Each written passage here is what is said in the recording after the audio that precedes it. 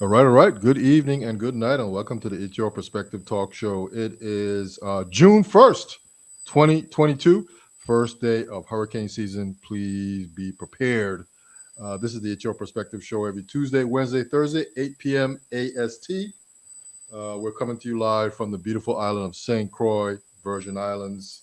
The show tonight is being brought to you through StreamYard.com, which links us into Facebook, YouTube, and Twitter.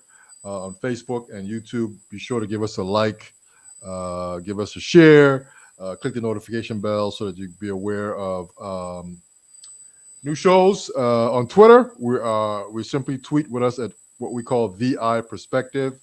What else we got? Bingy Soup's on special assignment. He'll be back soon. I want to give a special shout out to CHS class of 1982. That's the year I'm representing. What else we got? Our phone is kaput tonight. Sorry about that to our guest tonight. And this is episode 462. All right, so moving on here, we do have a special guest in the studio tonight. As you can see, scrolling on the bottom there, his name is Hubert Lorenzo Frederick. He is running for Senate here in the Virgin Islands. He is number 10. Welcome back to the It's Your Perspective Talk Show. Once again, my friend, how are you? I'm doing pretty good, David. Thank you for having me. To all the online folks, I want to thank you guys for taking the time out to listen to what I've got to say tonight. I appreciate it. Please spread the word. YouTube, Facebook, put it Okay. out. All right, perfect, man. So let me just make a quick statement here. I just wanted to just read something that was on your page or your website that says St. Croix continues to show potential, but will it be realized? I see opportunities for growth and prosperity. We need prepared, experienced, and knowledgeable leadership to achieve these goals. Let's get into that, man. Let's get into that. You Why? know, Why is that? Why is that like your mission statement? well, I've been back home now for 16 years. Yeah. Born and bred on St. Croix. Grew up in Williams Delight. I'm a Westman. Uh, Went to school at Alexander Henderson and Claudio Marco and Central High, and then went off to college where I earned my bachelor's and master's degree. Um, my my degree, my undergraduate degree was in accounting and finance, Mm-hmm.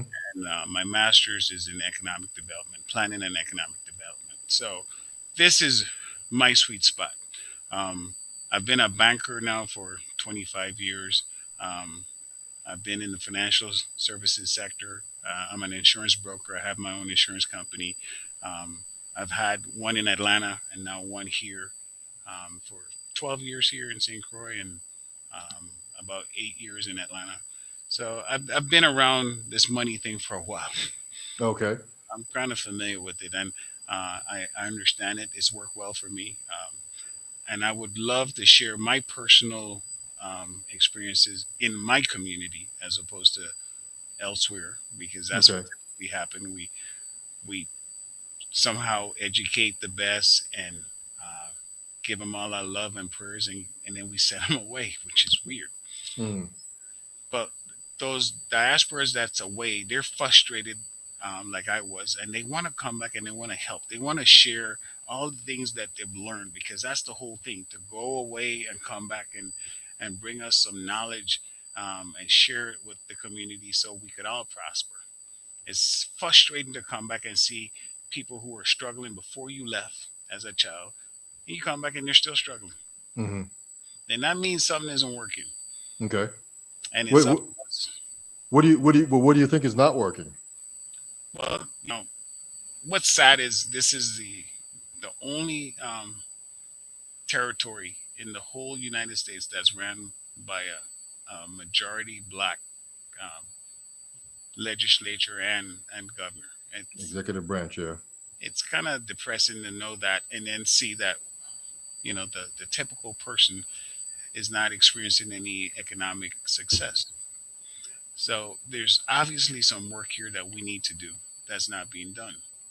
And these cycles that we go through every 2 years, every 4 years, where we elect leaders, Mm-hmm. it seems to me, and it's not, a lot of people argue that it's the Revised Organic Act of 1954. It's not the government. It's not the Constitution that we live by. Mm-hmm. It's us. We've got to put in more prepared people, more experienced people, people that could give us the outcomes that we deserve and we expect. So during my time, my return, I saw that I understand why we're not getting the outcomes that we hope for. Mm-hmm. Uh, when I came back as deputy commissioner of health. They recruited me back. I was hesitant in coming back because you know we're quite aware to come back and work for this government. It's a challenge because you could make $200,000 in the states. You come back here, you're not going to make that, Mm-hmm. and the things that you could do away, you're not going to be able to do here. It's just everybody knows that, so just accept that. Mm-hmm. But to come back and work in the system, I've never worked here before I came back, and to work in the government system as deputy commissioner of health, which was I was almost it was what there was four deputy commissioners. I was the only one on St. Croix. I ran St. Croix. Mm-hmm. And I could tell you the pushback that you get for change, for improvement, for um, any type of efficiency. Mm-hmm. It was amazing. Okay. So I understand. I've been in the system now. I've got the experience. I was acting director of mental health. So I understand the challenges that my community face. And I saw how I could fix it. But the problem is, you might know how to fix it, but the system doesn't allow you to fix it Mm-hmm. because it's extremely bureaucratic. I don't know if it's by design or over time it just became almost impossible to govern well. Yeah, You to know, make progress through it. yes, it's really tough. So I figured, okay, if it's almost impossible to do it from the administrative side, let me look at it from the executive side. And I ran Okay. twice as lieutenant governor in 2014 and 18. I was on this show with Molito Smith, and Molito's concept was if I could get a person who's specifically experienced and knowledgeable in what the lieutenant governor is supposed to do, his chances of success would be better, right? Mm-hmm. It doesn't work that way here. In the Virgin Islands, we're a little different, you know. So I was the first candidate in the history of the Virgin Islands who was a banker and an insurance broker running for a position of lieutenant governor, which is really, according to the revised Organic Act, the commissioner of insurance. Mm-hmm. That people didn't feel that that was important. So I'm like, okay, fine. And so we did it twice, and it didn't work out. Okay. So this time I said, okay, let me do it the other way, since everyone thought, okay, it's such a high position, which is odd, because if Mm-hmm. that's what I'm qualified for, that's what I've been doing all my life. I still do it today. Mm-hmm. Why is that considered a high position? But Yeah. that's what they said. Fine, you can't beat the voters.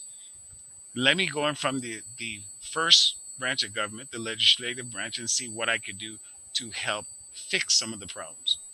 And so that's why this is my first foray into the first branch of government and dealing directly with the people to see if I could get them to see my vision of a better St. Croix, a better Virgin Islands. Mm-hmm. They could only see what I see. I think they'll be very happy with the outcome because, unlike a lot of people who run for these positions, I'm prepared. I'm Okay. literally prepared. I've been doing it all my life. I do it right now. I do it every day. So it's Mm-hmm. not like it's something new. I know some people might say, well, that's not like coming up with legislation. I'm like, are you kidding me, right? Okay. I've got employees. I've had employees for the last 15 years. I have a payroll. I pay Mm-hmm. all the taxes, BIESA, SUDA, FUTA, Mm-hmm. grocery, see all of them. Mm-hmm. These are the people, unfortunately, that don't serve in our government at that level, but they should because they deal with all the details, all the laws that are passed that are implemented. We are the ones who have to deal with it and still pay the taxes. Yeah.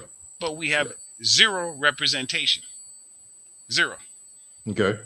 And I think one of the first things you want to do is make it balanced so that Mm-hmm. when we all meet at the table, all perspectives, just like your show says, it's your perspective, all perspective, the public sector and the private sector's perspective is reflected in the Mm-hmm. discussion. And that alone will now cause a discussion that will broaden the understanding of what people are experiencing out here. You Okay. cannot just focus on, well, the little man. I mean, that's always our go to. And I respect and love the little man because, like I said, I came from Williams the Lake. But that's one perspective. Mm-hmm. We have to look at, well, what happens to those who push beyond just struggling and now they're actually middle class now. Mm-hmm. They're actually paying taxes. They're working. They've got a mortgage. They have kids. They're sending their kids to school. I mean, what happens to those people? Why is it their voices are silenced or their positions are not reflected in our laws? Okay. Okay, so I'm doing this from that perspective. Okay, fine. Your kids went to school, and I'm going to break it down to a very simple example. Your kids that you love so much, they grew up, you made sure they got the best education you could afford, Mm-hmm. and you want the best for them, and they went away.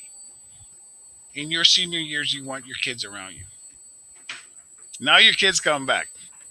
The only problem is now the community isn't too crazy about your kids coming back to do anything other than spend time with you, because if they try to get involved in our politics, you're an outsider. You Yeah. weren't here, you didn't establish the relationships, so you have no political capital. They don't want to hear from you. I don't care who you are, doctor this, that, it doesn't matter. Yeah. So That's we unfortunate. It's unfortunate. so now that all of a sudden the same person that used to vote the way they vote now, they get upset with the system because their kids are experiencing what I experience, Mm-hmm. which is funny. I'm like, but you did the same thing when I was running. You didn't know me, or you thought, well, you just came back, and so who you think you are? And next thing you know, your kids are going through the same thing, and you're like mad with the system.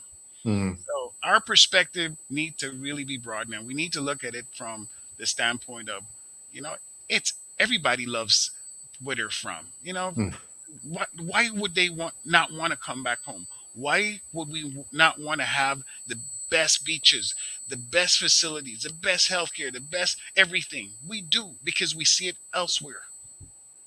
So something makes us afraid when people come back home, and we just need to find a way to get over that, because they're not coming back just to hurt us. They actually come back to help, some of them.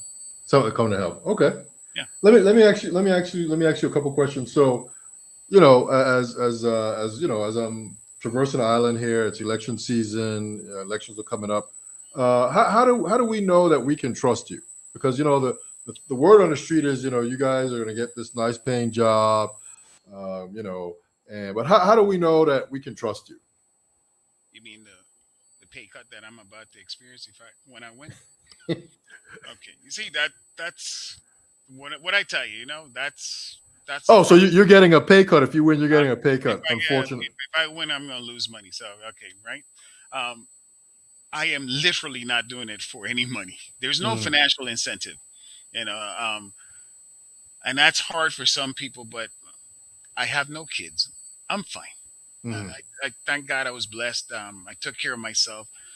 My businesses do well here. I'm okay. Mm-hmm. I really want to make sure it's better for us, all the other people who are experiencing what I did, and also for the people who are here who never had the chance to leave and experience what life could be like on other places, like on the mainland, for example, where Okay. it is really nice. It is really clean in downtown, wherever. It's nice to see trash bins. Something as simple as going downtown and seeing trash bins every few feet that you could put the trash in, and the place is well manicured, the lawn is done, and it makes you feel good. The Mm-hmm. buildings are painted. Everyone, for some odd reason, have pride in their property in a downtown area. But here, that's a problem. I don't know why. We just, you walk a few feet, you might trip because the pavement is uneven. You have something in your hand, you want to throw it away, you can't until you find some, you know, far out place that you might throw it, or you go into a business and dump it in there, because we don't provide basic commodities that we should have in any basic society. It's We Okay. need to do better. And so I want to improve it. You know, Okay. we're going to deal with the bigger issues, and that's what I'm really interested in getting my chops in. But the simple things, the low hanging fruits, we should knock those things out the ballpark. The beaches, they should all be beautiful and clean and well maintained because we're competing. Our tourism product is competing against the world. Hmm. People don't have to come here, and when they do come here, unfortunately, it is not the best product, and we Yes. could be the best product. We just don't. Okay. Case in point, Kramer Park, for example. Hmm. When last have you been there? I've driven past there, probably in the last couple of months. Just making just a quick ride up east. You saw the Uh, fence, the chain link fence that's been there ever since maybe I was a kid. yeah. Yeah. Yeah, you see the pavilions that were blown down since 5 years ago from the storm. Hmm. You know, I mean, the bathrooms are still the same. It's. I'm just saying, those are things we could do. Okay. It's not that difficult. Okay. What does it take for us to take care of the minor things so that any tourist could come here and go to our beaches and brag about it to say, wow, it was so clean. The facility were well taken care of. The lawn was manicured. Hmm. The fence was nice. They felt Hmm. safe. So these are the things that I think we could do without spending an enormous amount of money, but it will enhance our tourism product. Low hanging fruits. And you Hmm. don't need a highly educated person or experts or anything to do that. You just need will. Hmm. So the trust you asked me about, how can you trust me? Uh, Hmm. Look at what I have done. Look at Hmm. me. I came back here. I invested my personal funds to buy and build a businesses, Hmm. which are still in business today. Every day we're serving our customers, and I have a payroll, like I said. So that's one way you could figure out whether or not someone is passing through or they're invested in the long haul. I'm invested in the long haul, and so that's why it's easier to trust me. I have something to show. You could see what I do. Hmm. The question is, show me what other people do. Okay. They run for these offices, but have they personally done anything? Okay. Okay. Let me ask you this. So you're a small businessman. Yes. What do you see that we can do to sort of enhance the whole concept of small business? Someone wants to start a business. Do you see any bumps, any hiccups in the process for a person that wants to be a small business, and something that maybe you can address when you become a senator? David, you're throwing me softballs. Come on now, come on, make it a little harder. But no, my background, I'm a banker. I told you. When I came after I left the government here as a deputy commissioner of health, I actually went to work 2 weeks later for First Bank, and I was Hmm. a commercial loan officer that I dealt with corporate loans. And since that time, in the 6 years I worked for First Bank, I put $10 million on the streets on St. Croix. 10 million. Hmm. That was like almost a record. Okay. It was a record because it was a short period of time, and my job was, hey, you find good loans. You convince us that these are good loans that the bank wouldn't lose their money and they'll get their interest on it, and we're good. Guess what? Okay. Your boy worked it. Okay. Once I hear you got money, that's it. I'm gonna work it Hmm. and help my people. Oh, absolutely. So I was out there working it, and I could tell you a good example. I remember one day I was in my office, and Mr. Jones, Stumpy from 2+2, came in, and he was so reluctant. He said, like, yeah, okay, you look like the new guy. They told me there's a new loan officer, but you know, I know you're not going to be able to help me, but oh, what the heck? I'll just try. That's how he approached me, Okay. and I was like, well, you didn't even give me a chance. You're already predicting failure. I said, sir, let's have a meeting. I want to talk to you today.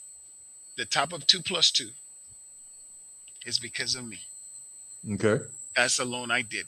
Now, Okay. prior to that, First Bank Virgin Islands never gave a restaurant a loan. Okay. Okay? Didn't know that. I didn't know that. That's the kind of stuff I do. I deal with impossible situations. I've done it for banks in the States. I mean, I work for Deutsche Bank, I work for HSBC Bank, Hong Kong, Shanghai Bank. I I do the difficult deals. I put in the time and I get it done, but it takes work. It takes time. These Mm-hmm. are hard loans.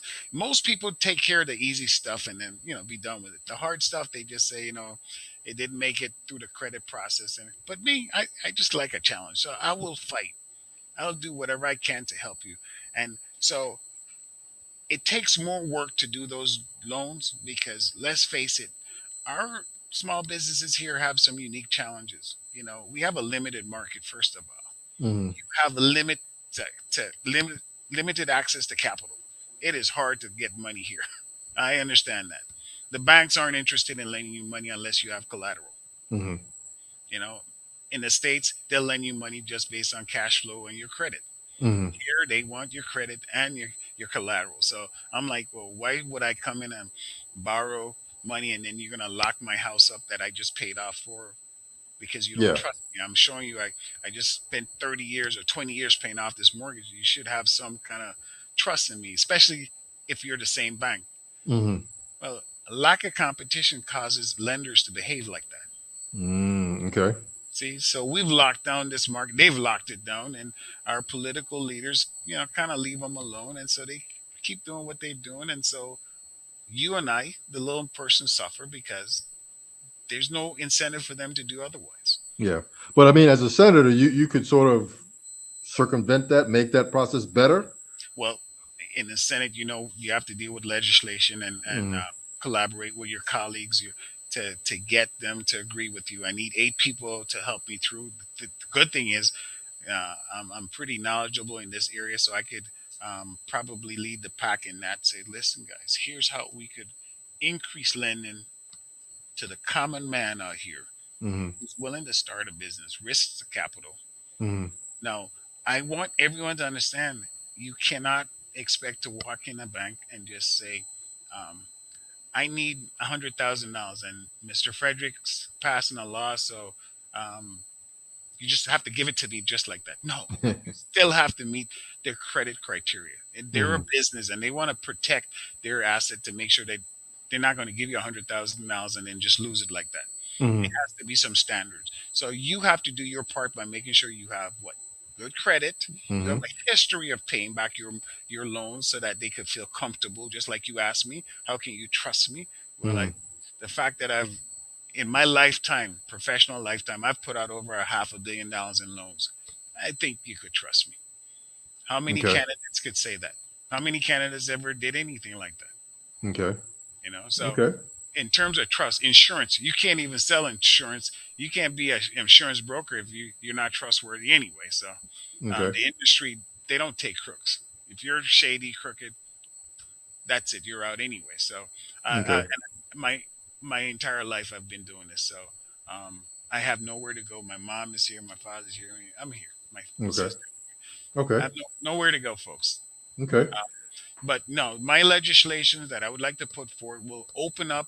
I would like to open up the territory so that if I could see 30 banks here, I would be so happy. Okay. You know what that does to the consumer? Give you 30 opportunities to borrow money and do your financial transactions. Okay. Okay. But the way we have it right, Hold that thought. Someone just sent in a question. If you look at your screen there, you'll see that young lady there has asked a question. Can you address that? okay, what about creating jobs and what about the GDP looking like? All right, creating jobs is a function of the government, clearly. Um, we are in a blessed situation, Phyllis, because right now we've got billions of dollars from the disaster loans that came in 5 years ago and COVID money, billions with a B. Mm-hmm. Housing Finance Authority, they're sitting on billions of dollars for new home ownerships. So we've got a unique opportunity. Unlike in the past, where is we were broke, we had no money. This is a time where we have money, but we have to be careful how we spend it. You know, you have to spend. This is a one-time windfall. If you don't spend this money the right way, the regular person will never see any benefit from it Mm-hmm. because typically the fat cats get the big portion of this. So My um, position is we need better oversight on how the money's spent, which is, part of the responsibility of the legislature. You got to really hone down. I'm an auditor by trade too. I started off as a financial auditor for the state of Georgia Department of Audits. So I could tell you, I watch the dollars and cents really close. All right, if you look at my personal financial, you'll see I don't play with it. I will not play with the people at Virgin Islands money because I want to make sure every dime of it is spent as efficiently as possible. Our gross domestic product is strong. It is looking wonderful. But what happens after all this federal money is gone? Hmm. That's the big question. That's where I come in. That's where I want to make sure we set up ourselves so that our economic development plan covers after the windfall has been gone. Okay. So all this money we have, if I'm understanding what what's happening here is, um, well, actually, why can't, if we have all this money, why can't we just spend it to improve the Virgin Islands? I mean, if we got billions of dollars, Mhm. why can't we take 100,000 of that and fix up Cramer's Park without it being such a big hassle? And we will. And we will be. Clearly, the governor has laid out some plans in which he sees what he thinks is the best way to spend the money. I know from the legislature point of view, we might have some differences there, but we're all happy Democrats. We'll try to work through our differences, but the bottom line is yes, we need to actually show people now. You should be able to see the difference because Mm, let me tell you, you spend $1 billion in this community, you will see that. yes. We'll see that. This Uh, is not like $1 million. This is a billion with a B. yes. Okay. Okay. And, So as far as the job creating jobs go, so are you talking about government jobs, or are you talking about jobs in the private sector? actually, both. If you look at the new budget that just came down, the governor is asking for more money because he's actually willing to create more jobs. So that's good on the public sector. But on the private sector, you're going to see a whole lot of new businesses and a whole lot of jobs being started because there's that much money out there. I mean, right now we don't have enough talent to take care of what we need to for this money because this money comes with a lot of strings and you just can't spend it willy dilly. Mm, The federal government tells you how to spend your money. yes. Local money, that's different. You spend it however you want. And so I'm hoping we could take local money and fix Kramer Park, Okay. and all those other places because that's simple and easy. And then we'll use the federal money smart so that we could use that to grow our economy. So that's my plan. Okay. Um, I can tell you personally, I'm not a big fan of lotteries and giving $1 million to someone for taking an injection. I, to me personally, I just think we could find more efficient ways to encourage people to take a job and spend that money in a way that more people could share it so it could have a broader economic impact, in the Mm, community. So, okay. I think differently, but I'm not the governor. That was not my call. But Mm, if I'm elected, and which I'm believing I will, because I know a lot of people believe now is time for us to start putting people in there that has actually done things. You know, I can't tell you about just me hanging around in Grove. That's wonderful, but that doesn't help the Grovians. mm, I got to show okay. them that I've done things, Okay. and I could Okay. show them what Grove would look like if I was elected. Mm, okay. See, We got another, I guess, a comment slash question. If you look at your screen there. and you guys gonna force me to put on my glasses, huh? All right. Let's see.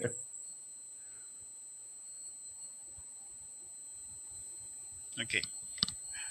Okay, she's talking again about the GDP in the Virgin Islands, the gross domestic product. She'd like to know how the gross domestic product in the Virgin Islands and the poverty level here because it's nearly a third of the population that's on MAP. All right, so Shamari or Ms. Carr, um, again, the gross domestic product here. Yes, we have a large unskilled labor force here. We do. Um, And one of the things that contributes to that is unfortunately, our best and brightest every year, we just had graduation, they're not going to be here. We're going to ship our best and brightest off to some other community. They're going to get educated and trained, and most of them will stay there. Mm-hmm. Okay? So then who are we stuck with? All right? So it makes it tough, you know? It makes it really difficult. MAP, the reason why our MAP, based on my experience being Deputy Commissioner of Health, is so high is because, first off, we don't have individual medical insurance in the territory. Obamacare was never extended to us in the Virgin Islands. Yes, that's true. It was just for the states. And as a result, you need medical assistance. So until we could build an economy where a private insurance company wants to come in and offer private insurance coverage, just like Bupa used to do, about 17 years ago, Mm-hmm. that's going to be a problem. Okay. We have no individual health insurance coverage in the U.S. Virgin Islands. Okay. Okay. We got another question here. Okay. Look at your screen there. Can I elaborate on our insurance issues? All right. We've got a lot of problems in our insurance laws that definitely, thank you, Ms. Javois. We definitely need to upgrade and improve our insurance laws. What I was trying to do when I ran for lieutenant governor those two times was exactly that. I wanted to address the fact that our premiums are higher here in the Virgin Islands, except for auto insurance if you have liability coverage.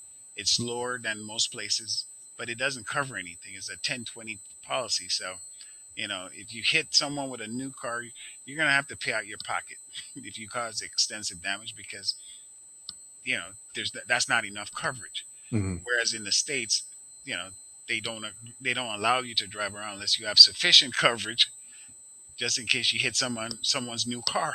Mm-hmm. So what's 300 and change here, it's $1,300 in the States a year.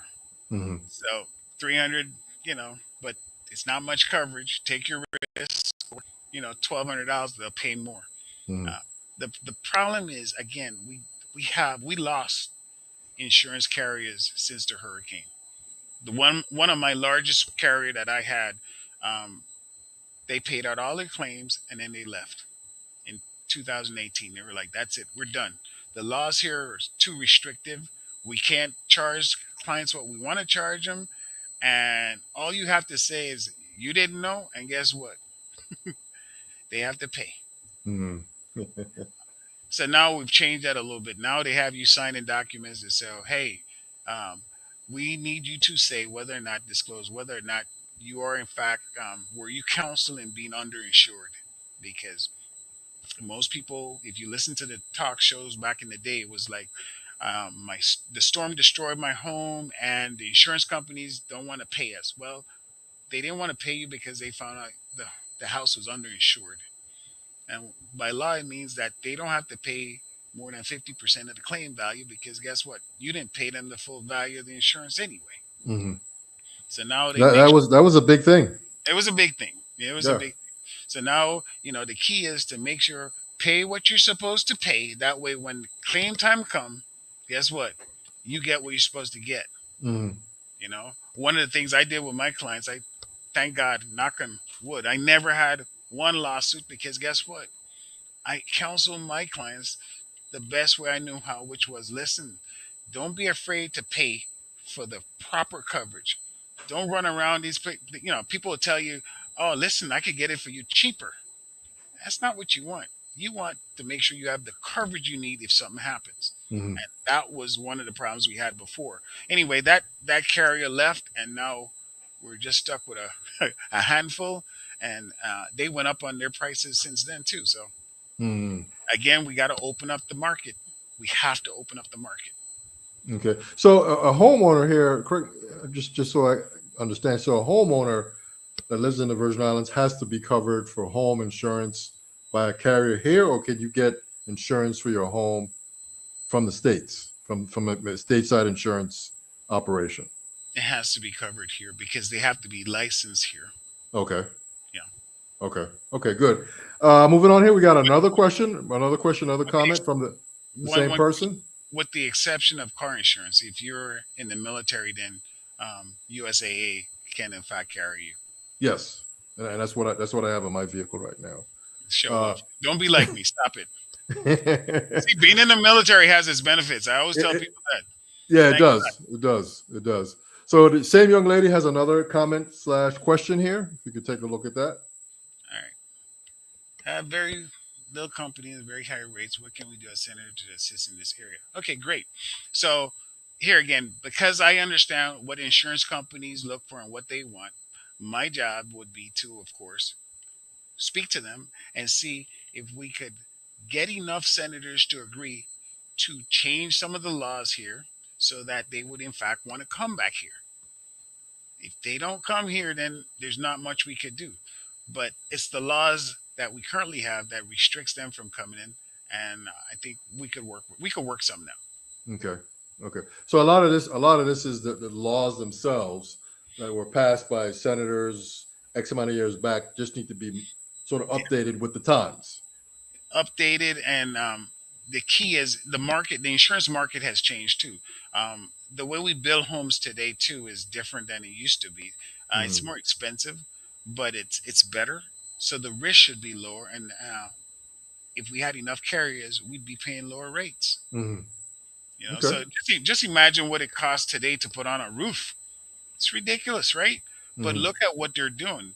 They're using larger plywood, I mean, thicker plywood, thicker lumber, and Mm-hmm. clips, and they're putting it in the bond beams and all this stuff wrapped. So it's much better. It's built much better than it used to be.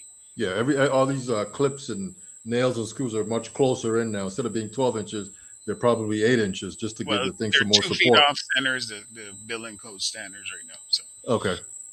Okay. All right. Good. Hopefully that answered that young lady's questions. But let me ask you another question. Um, very good question. Thank uh, you, let me Mr. let me ask you another question. So, what just recently happened? Maybe a couple of weeks ago, if I'm not mistaken, there was sort of a big uproar with the nurses and the Yeah, hospital yeah. and all of that. I mean, I think the nurses and the teachers are sort of in the same bucket. You know, how do we get the hospital? How do we get the new hospital open? How do we? I know a few nurses. They're working hard every day. They're working long hours. A lot of them are mothers. I mean, there's this talk of the traveling nurses making more than the local nurses. Yeah. I mean, how do we sort of rectify all of this, man? Just to, we don't want the hospital to close. What are your thoughts on that? I've got a pretty radical view on healthcare, so watch out.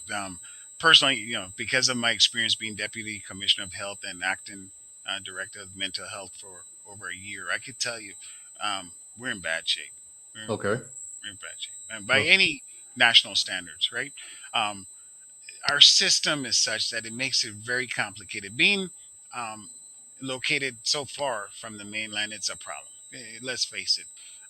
But at one point, when I first came back home, back in 2004, we had a really good hospital.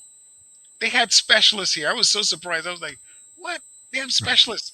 And then shortly after I got here, they're building the cardiac center, and they're cardiac surgeon, thoracic heart surgeon, and all these people here. And I'm like, "Are you serious? You know how hard it is to get those guys in the states, and we have that here." here, yeah. And as quickly as that all came together, guess what? It quickly unraveled. Mm. What All what right. what what went wrong? Sustainability. We lack sustainability here. We could start things, we just can't finish it. Okay. One of the things you do once you build something, you got to maintain it. We never maintained it, and so this is what happened. We love to change people. Like, oh, you get rid of this person, get rid of that person. There's no continuity in our management, Hmm. and when you do that, you lose really good, solid people Hmm. because you don't know what the next person is going to bring, right? And Yeah. when they do bring something, guess what? It could be to unravel everything that you worked so hard to do in the first place. And that's what happens. Government has this bad habit: every 2 years or every 4 years, they undo what the other person did.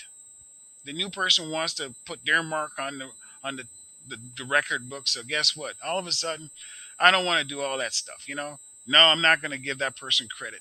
A perfect example is the stadium, Paulie Joseph Stadium. How many governors have we had? Right, and I'm just going to put a little cheat sheet up there. Right, three governors, and we still can't get a stadium completed. Yeah. You know Yeah. why? Because all of them wanted to do something different. Yeah.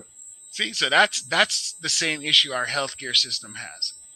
You know, look how many CEOs we've had since 2004.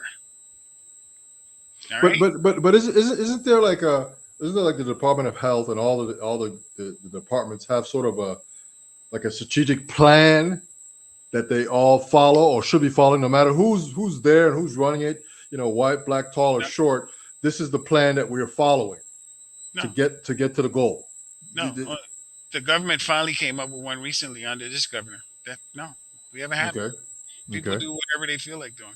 Okay. You know, you think about it. The last governor we had, all his top people were his relative, right? And Mm-hmm. that's fine. That's politics. They did what they wanted to do, right? Mm-hmm. It's their turn. They ruled just like Trump. He had his people, all his family, and everything. So when you have a system like that, so much for strategic plans. Yeah. They do what they want. So we need some consistency in what we do as a people. And I'm appealing to the voters. I know there's this thing about kick them all out. I know that's always been something that you hear around. Get rid of all of them. They ain't doing nothing. But some things you need to really spend the time and know who's doing what. That way we don't, like they say, throw out the child in the bathwater together. You keep the good parts. Yeah. I Get got rid of you. the parts that don't work.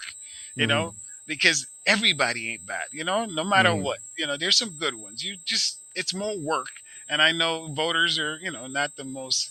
Um, Most of them don't really want to do the work, but guess what? Do the work.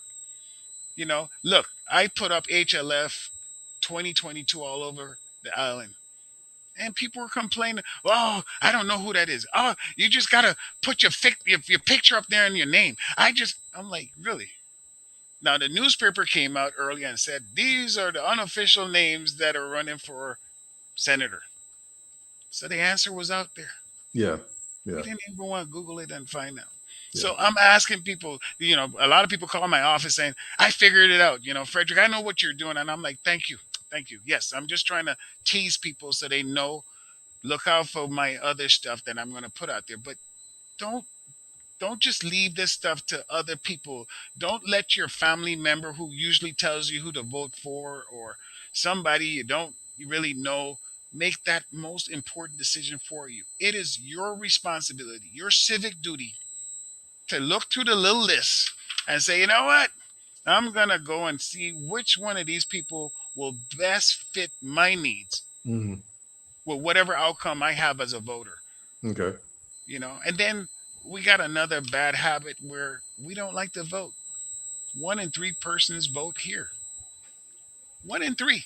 Mm-hmm. So when I'm talking to people, I've got to talk to three times the amount of people to get, the same vote had originally planned on getting. That's Yeah. that's that's a lot Yeah. That's a lot. Yeah.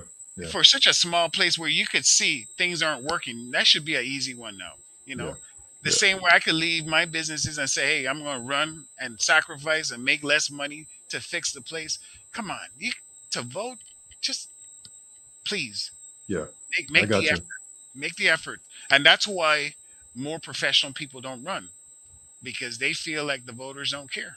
Why Mm-hmm. are they making the sacrifices if people don't even want to know, well, who's running and what are they going to do?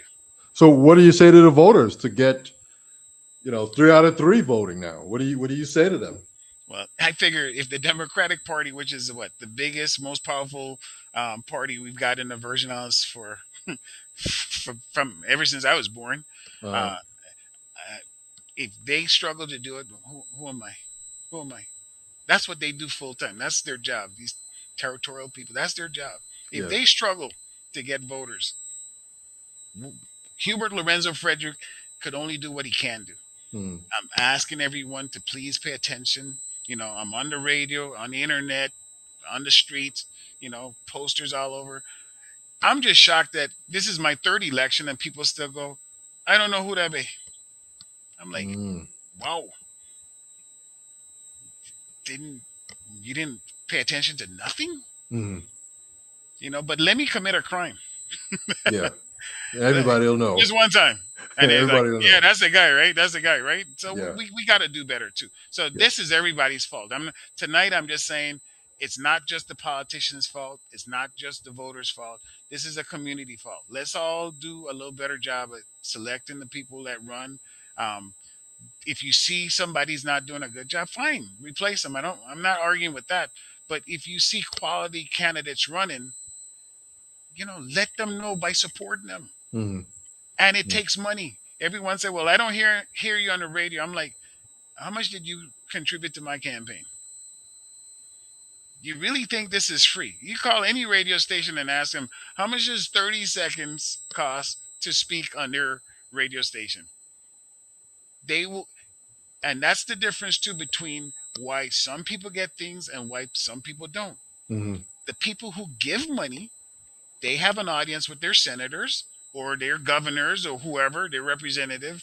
And so they're able to get what they want because guess what? They paid for access. Yeah.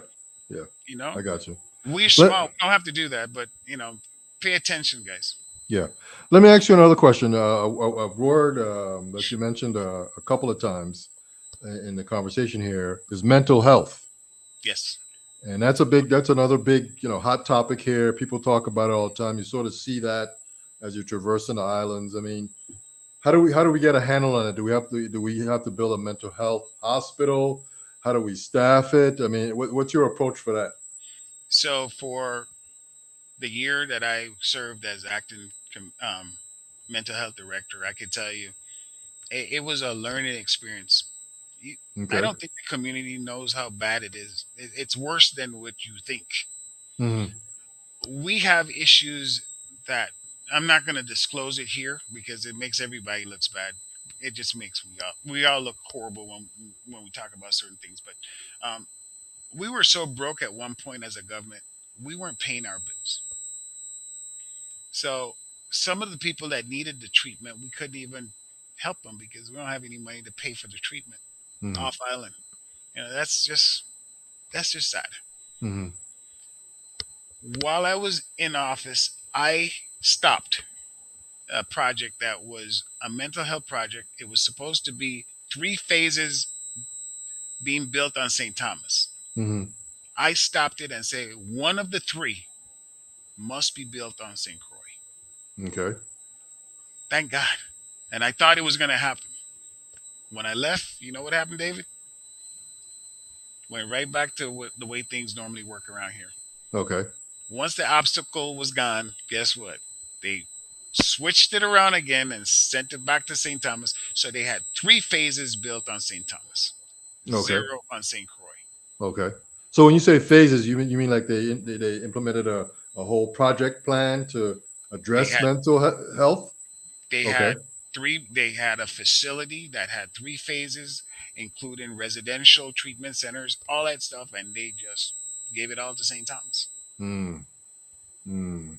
And it's frustrating time and time again when I hear Crucians talk about, oh, it's unfair. I'm like, what are you going to do about it? You don't even support your fellow Crucians out here fighting the fight for you in office right now. They're wonderful people trying to fight for us right now. But guess what? The minute they're removed, that's it. The fight's Mm. over. St. Mm. Thomas is the default. Okay. Always. And it's always going to be like that. So what we could do is pay attention. Pay attention. Find out who it is that's fighting for us to get things.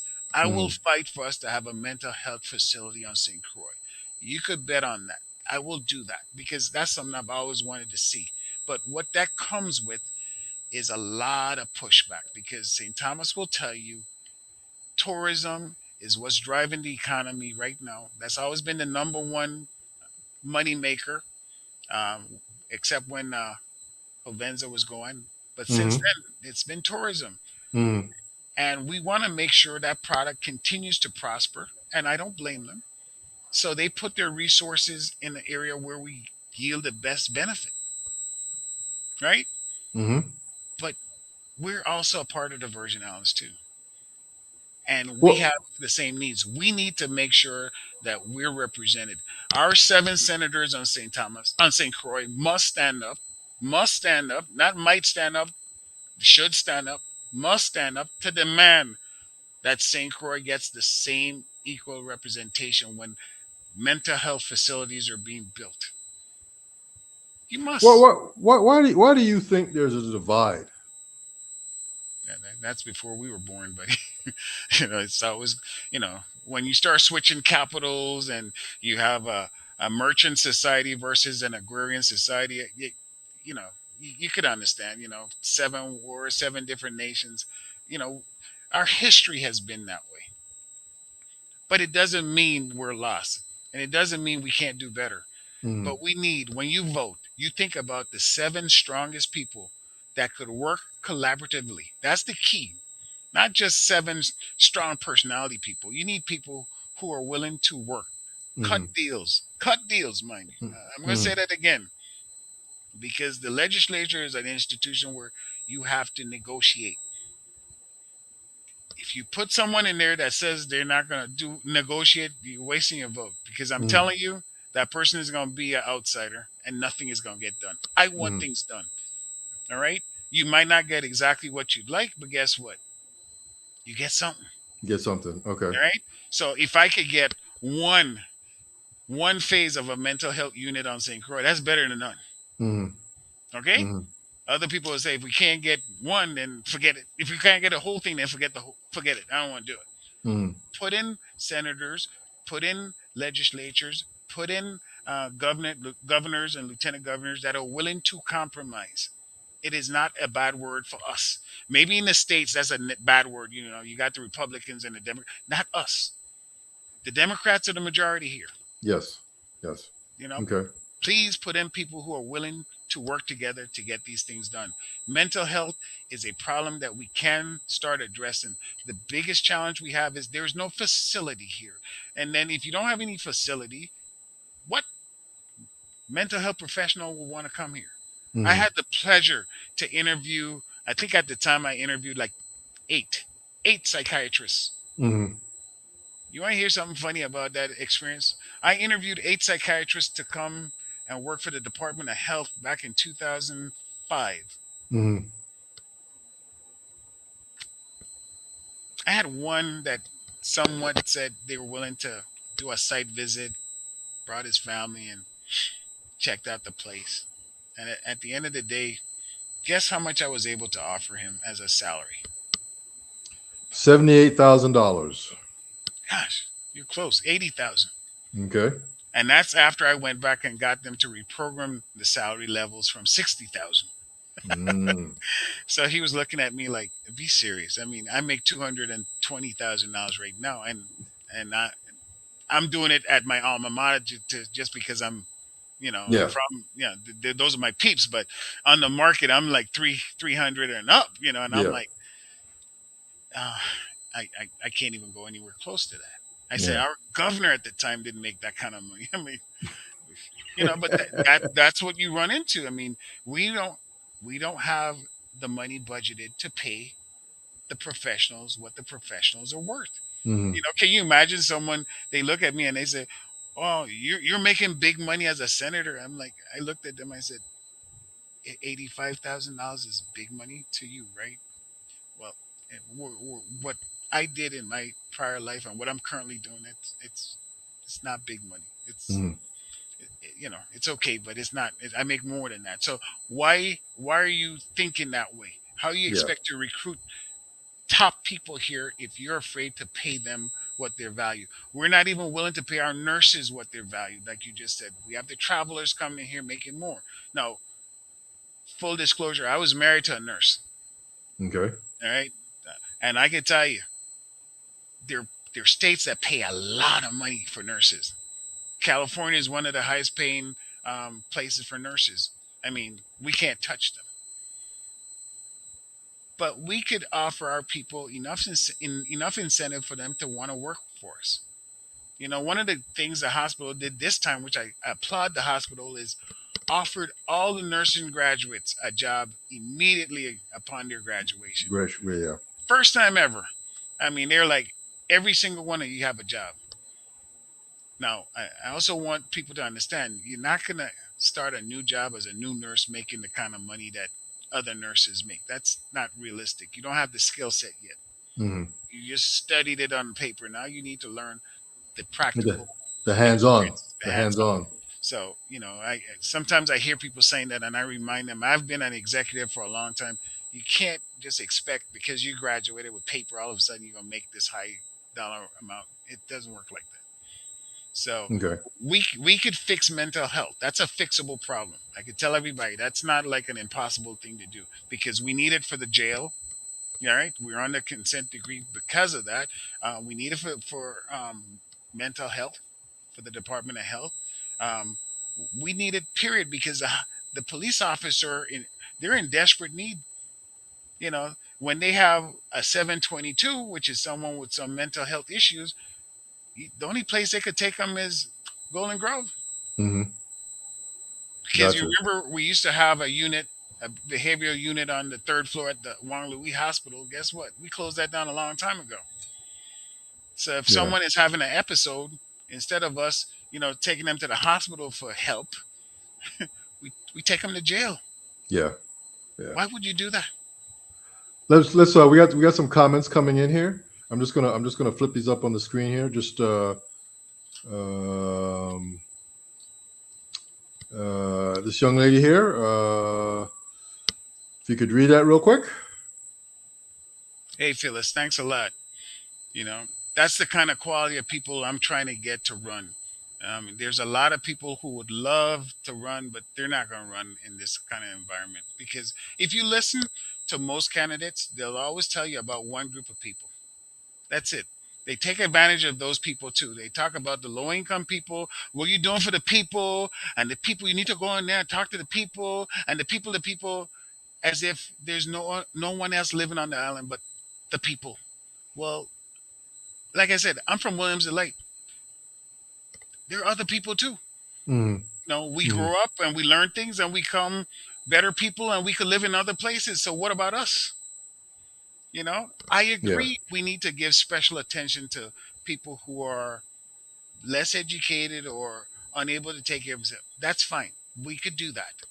But that's not the only thing a politician should talk about. It's really sad that they take advantage of these people and they think, oh well, these people mention us, so that means you know there's something good that's gonna come out of it. No, they'll mention you and never mention you again until the next election. Okay. Okay. We got another comment here. Take a look at your screen there. All right, let's see, Phyllis. Let's see what you got. People that don't vote love to complain. If we want to change and improve, we need to vote. Absolutely agree. It's not hard. It's free.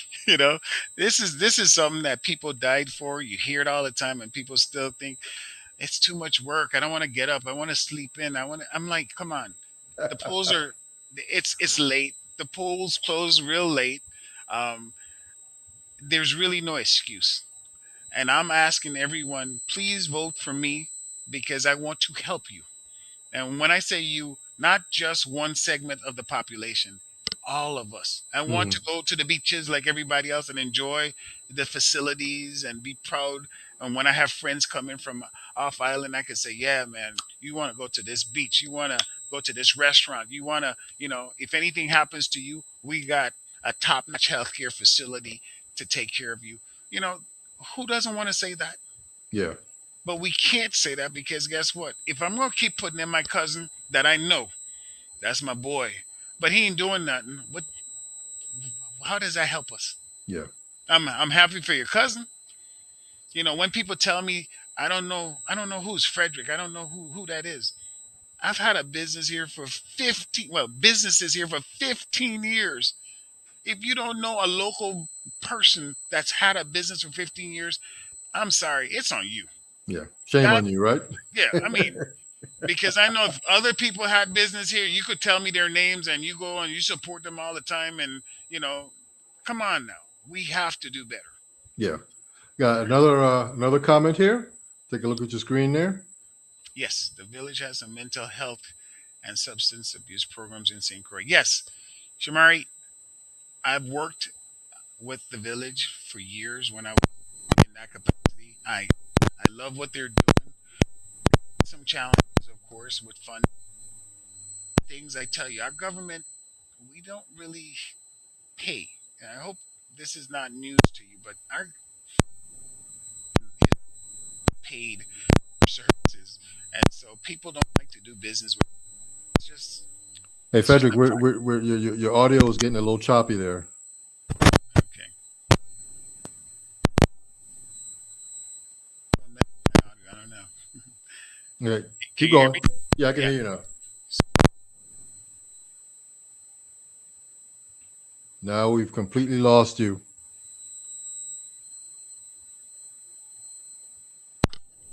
I haven't done anything. Hello. Yeah, I can hear you now. Okay. Yeah, I've known Mr. Tyne for years, and I think she's been wonderful at what she does, and we definitely should support the village for what they do. But like everyone else, you know, they could only do as much as they have. I mean, their resources are so stretched. You know, we need to increase their budget. There's no question about that. Yeah. And we got another comment here. A young lady, I guess she's just saying good night to you. I guess she's just trying to Good get the night. inside scoop Yep. on what your modus operandi is. That young And lady, she worked with me at First Bank. oh, this young lady did. Okay, Yeah. Yeah. So I've known her a lot. okay. And then we're gonna jump down here. We got another, I guess, another comment. Take a look at your screen there.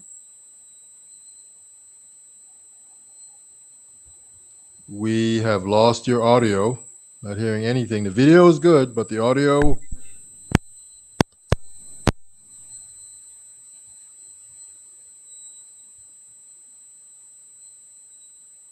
Oh boy, we lost our audio there.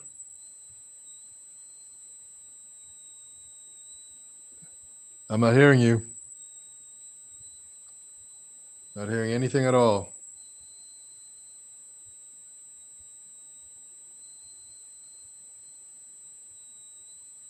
Wiggle your I guess your jack where you plug in your headset into your plug your headset into your laptop. Wiggle it there and see if it's yeah, lost you there.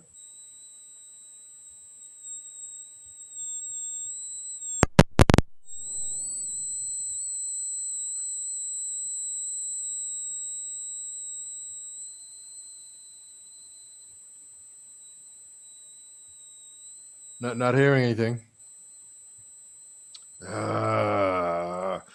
Our guest tonight is Hubert Lorenzo Frederick. He's number 10 on the ballot.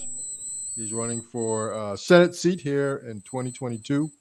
We're having some technical difficulties. I'm just not hearing his audio at all.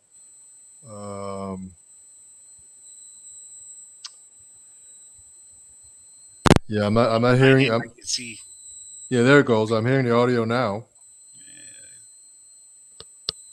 No, Yeah, I'm hearing you now. nothing. I'm hearing you. Okay. Yeah, I'm hearing you. Okay, All let's right. continue. Great. Let's continue on. It's can you stay on another 15, 20 minutes? No problem. We'll make Yeah, up for it. yeah. I still want to hit a few topics here. Um, I never did answer Ms. Carr's question though about nurses. okay, go right ahead. Go right ahead. So she said nurses in the states starts at 80,000 right out of nursing school, and I understand that. We can't pay our nurses 80,000 out of nursing school here.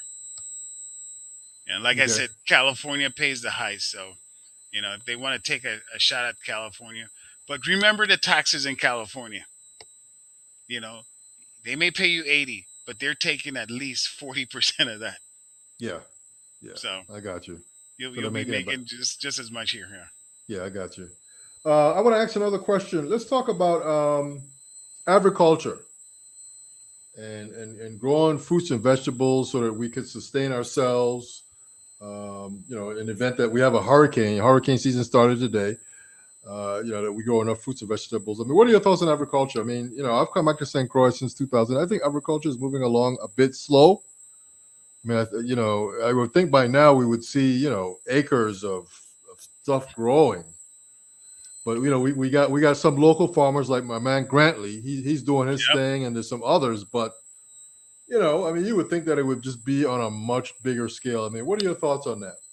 Well, Dale Brown, which is um, one of the most prolific farmer we have here, scientific and practical.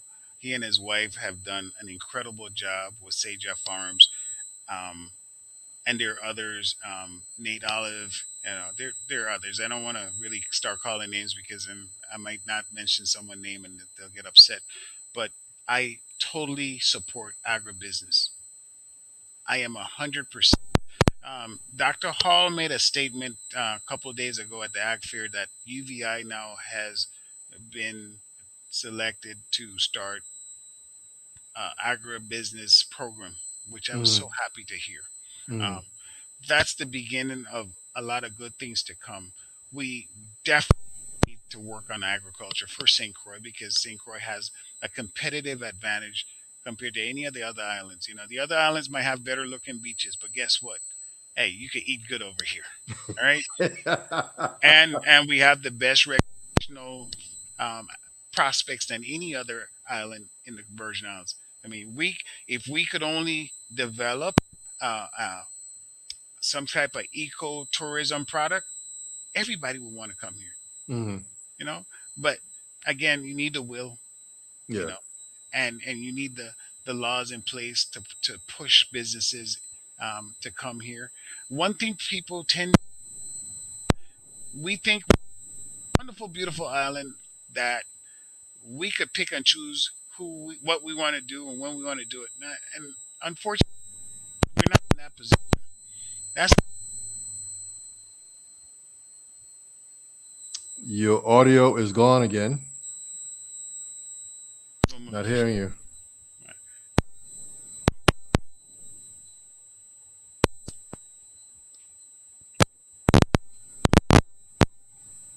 I'm just hearing like this clicking, this clicking, this clicking. I'm just not hearing the audio. Your audio.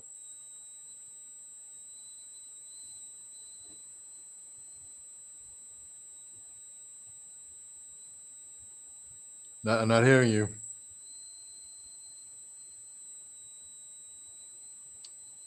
Not hearing you at all.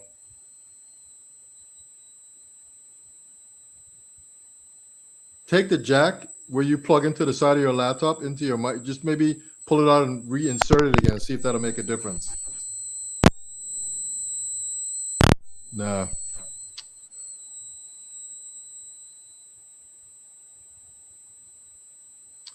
No, I'm not hearing you. I'm not hearing you. Hubert Lorenzo Frederick is our guest tonight. He is number 10. He is running for the Virgin Islands Senate coming up here November of this year.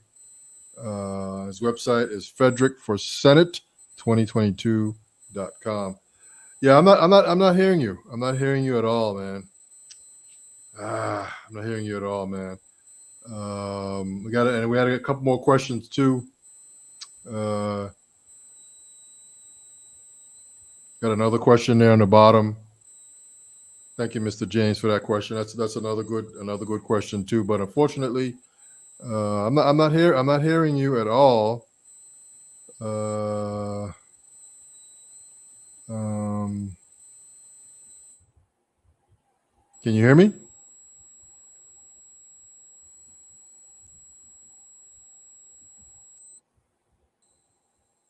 Yeah, I'm just not hearing you. I am not hearing you at all.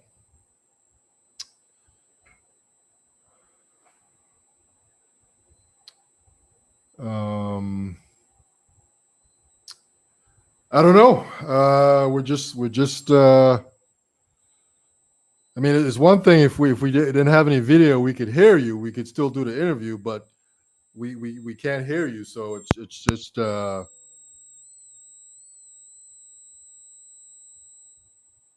those aren't Bluetooth head? Is that a Bluetooth headset? Is it okay? That was maybe I was thinking maybe the battery was maybe getting low or something on it. No, these are logistics, and I can Okay, hear there you. you go. There you go. I can hear you now. You can hear me. These are logistics. I mean, they Oh, they work. It's weird because I had a call earlier today and it worked fine. I don't know. yeah, I'm not sure what's going on here. Maybe I need to just get another one. I don't know. Yeah. Yeah. So the question about my thoughts about an elected attorney general, I don't have a problem with that. Anything that will help with our transparency and um, make it so that the public has more confidence in the process, that's fine. Okay. Again, but that one would require, you know, changes to the revised organic act, or we need to figure out what we're going to do. Are we going to ratify the revised organic act and then send it to Congress, let them vote on it, say yes, that's the Constitution of the Virgin Islands, and then give us the authority at that point to amend it, and that way we could start adding the changes to it like they did the Constitution, the U.S. Constitution. I that we go through the long drawn out process that's failed the last 5 times. It's just let's go for a steady way that we know will lead us to self government. That's one way to do it. Hmm. Okay. It's ratify the organic act. We got another comment. Um, I don't think Dale wants to be. The question was Dale Brown should be Commissioner of Agriculture. He wouldn't take that job, you and wouldn't take we don't want the best of our best getting in this mucky muck stuff. it. That's okay. Um, I wish people would listen to him because I mean he's really good at what he does. You Yeah. know, So one of the things with agriculture though is remember farmers are not business people. Most of them are not. They weren't trained. They don't understand what a financial statement is. They don't understand about pricing and cost. So, and this is a generalization I'm making. I understand some of them are school, like Carlos Robles, the last um, two commissioners ago. Actually, we both went to Florida A&M University, and he's very well knowledgeable with the details of farming. But it doesn't mean that you can't be a good farmer if you're not educated. I'm just saying we need to upgrade the skill set of farmers so they understand the business side of it. Because you could plant all you want, if you can't sell, what good is it? yeah, yeah, So we yeah. need to work on that. Okay. Let's go on to another issue here. The GERS. I know. I think if I'm not mistaken, Senator Villay they passed some law and some things there, and it Hmm. got some money infused into that system, and so we should be okay 10, 12, 15 years out. But 10, 12, 15 years from now, we're going to have the same problem. I mean, what are your thoughts on that? I mean, how do Well, we make that? I think they said 30 years from now. Okay, 30. Okay, um, okay. but basically it was a refinance. That's what we did. We refinanced bonds, and the cost savings we had, we were able to now put that into the GRS system. This was an expensive refinancing deal, but we got it done. Um, we still have a lot of reforms to be made to the GRS system for it to be solvent long term. It is structurally still not where it should be. I personally had a really radical idea that the environmentalists might not have liked, but guess what? I wanted us to buy the refinery as an Mm, entrepreneurial government, mm, and that way it was a big enough deal that we could have find the money to finally fix the GRS system. Because okay. what is the most important commodity right now? Oil, Well, yeah. right? Refined oil is up there. That refinery would have been producing a lot of oil, a lot of gasoline, and we would have been bringing in a lot of money in the government's coffer to pay down the GRS unfunded liability today. We Hmm. would have also had a power plant that's in there that could have been used to assist WAPA and maybe finally move WAPA from Richmond. where it shouldn't be, and put it over on the south side where it should be in an industrial park, Hmm. and use that property for revenue enhancements, hotels and condos and mixed use units. There's so many things we could do in Richmond if we had that space, but we don't have it, so let's not talk about it. But Okay. I for the price they paid, $62 million, the government of the Virgin Islands, if I if I was the person in charge, I would have bought it, Okay. because I know I would have gotten my money back out of it, even if I didn't even open up a refinery again. I could have just scrapped it, the cat cracker. I could have easily made $200 or $300 on that. I've got a power plant in there, and the most important part was the access to fuel was right there. You didn't Okay. have to pay a boat to go around very precious reefs to bring fuel every week. You didn't have to have that boat pay this huge insurance premium that they have to pay, because if a spill happens out there, trust me, that insurance company is going to pay some money. Yeah, I got you. All that is cost savings that we would have realized if the plant was purchased by the Virgin Islands government, and hopefully ran by some other company, of course. Yeah. Okay, I got you. Let me ask you another question.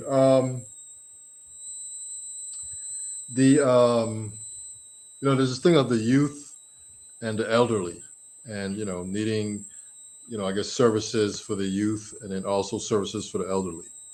Uh, Yeah, what are your thoughts on that? those are for the youth question is a low hanging fruit, because that is not something that, to me, we should even have discussions about. That's an easy fix. We had it growing up, David. This is ridiculous. What made us revert to this low, unacceptable level today? What is We lost you again. Can you hear me? No, Hello? not. There you go. No, no, no, no. I'm not hearing anything.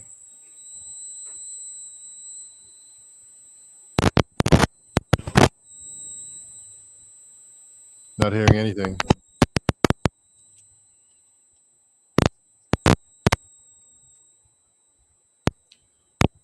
Can you can you hear me?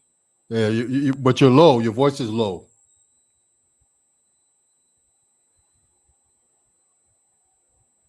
Nope, not hearing anything.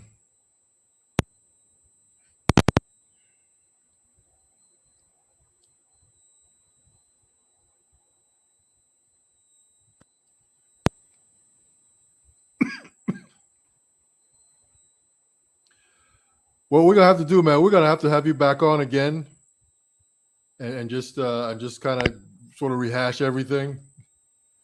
Yeah. Well, look, man, I appreciate you. I'm not sure what's happening there, but I appreciate you coming on. Thank you, Um, thank you, thank you, thank you. um, on to the It's Your Perspective Talk Show podcast. Hubert Lorenzo Frederick is number 10.